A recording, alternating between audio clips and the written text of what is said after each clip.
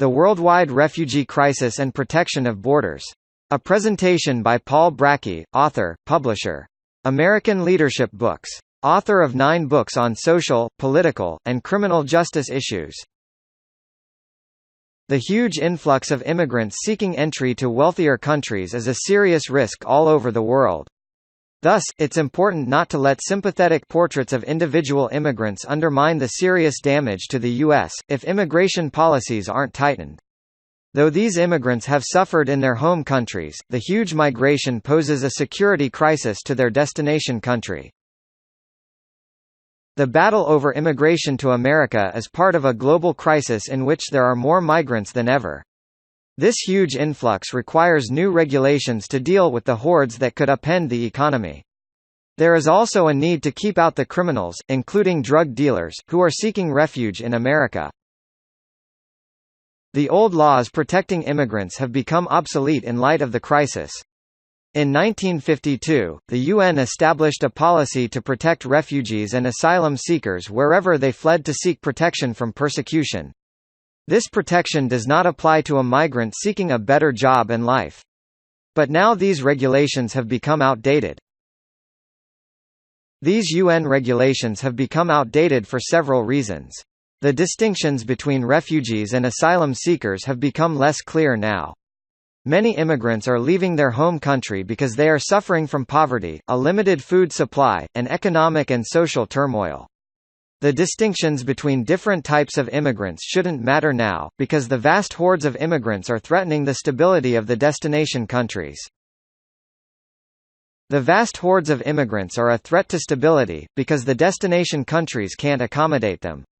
If they did so, they would lose their essential character and economic strength. Thus, the danger to the entire country has to be considered, since the huge numbers, at least 68.5 million displaced persons, are much larger than the world has ever seen. In escaping the dangers in their home country, such as bombings, gang violence, extortion, an invading army, being killed by terrorists, the migrants have sought refuge in more stable countries. These more stable countries include the US, Canada, Germany, and other countries in Europe. But increasingly governments from these countries around the world have been closing their borders. These governments have also been enacting policies to keep out migrants seeking asylum, though liberals consider these policies inhumane. Another reason for the U.S. to crack down on immigration is that the U.S., like other governments, should have the right to protect its borders. This border security is critical, or we could lose the essence of what we are as a country. This concern with maintaining the character of the U.S. is why such a large percentage of the population supports tightening up border restrictions. The U.S. has accepted more refugees than any other country in the world until recently, when Germany and Turkey were inundated due to turmoil in the Middle East. The number of refugees accepted in the U.S. has been declining, from 85,000 in 2016 to 45,000 in 2017 to an estimated 21,000 in 2018.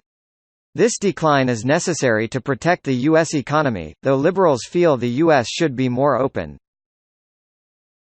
In recent years, Europe was swamped with millions of refugees from the Middle East and Africa.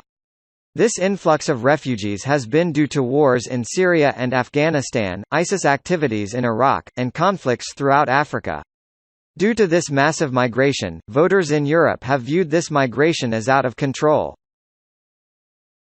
Anti-immigration politicians, campaigning on the promise of limiting migration and protecting Europe's Judeo-Christian culture, gained power. This has resulted in victories for these politicians in Sweden, Slovenia, Hungary, Italy, and Czechoslovakia. It fueled the anger in Britain that led to Brexit, in part to take back the country from the threatening hordes. What happened in Germany illustrates the danger of opening up the country to immigrants. Encouraged by German Chancellor Angela Merkel, Germany let in about 1 million immigrants. As a result, Merkel was forced out of power after 13 years as chancellor. In France, the French parliament passed a new law that speeds up deportations of those seeking jobs in Europe. French President Emmanuel Macron said of this crisis, "We cannot take on the misery of the world." As tough as it may seem to individual immigrants, we have to crack down on immigration at our borders for the sake of our country. Liberals may argue that immigrants will contribute to the economy. Liberals may also decry the plight of desperate immigrants who are suffering in their trek to get across the border or in their confinement to detention camps. But this massive migration in Mexico and Central America is part of the larger global migration problem. We cannot absorb more immigrants without threatening the stability and character of America. We need to provide liberals and the media with a detailed explanation of why a get tough on immigration policy is necessary. We need to provide this explanation, since current public attitudes are driven by a series of stories emphasizing the humanitarian crisis, while ignoring the security and economic concerns. We need to acknowledge the existence of this humanitarian crisis and provide the basic care and nutrition to prevent starvation and the outbreak of disease. Beyond providing the basics, we should not make detention attractive enough that additional migrants are encouraged to come to the U.S. We need to work with Mexico and the countries sending most of the migrants from Central America, El Salvador, Honduras, and Guatemala, to help ameliorate the conditions that are encouraging migrants to flee to a better life. We shouldn't just send money to these countries. These countries need to employ their military to crack down on drug cartels. These countries should even use executions for higher-ups to eliminate a major source of the violence. This approach may also help to reduce the large quantity of drugs reaching America from these countries. Previous books and chapters on the national divides in the U.S. Fractured America. Chapters in Crime in America. Uncertain Justice. For more information, American Leadership Books.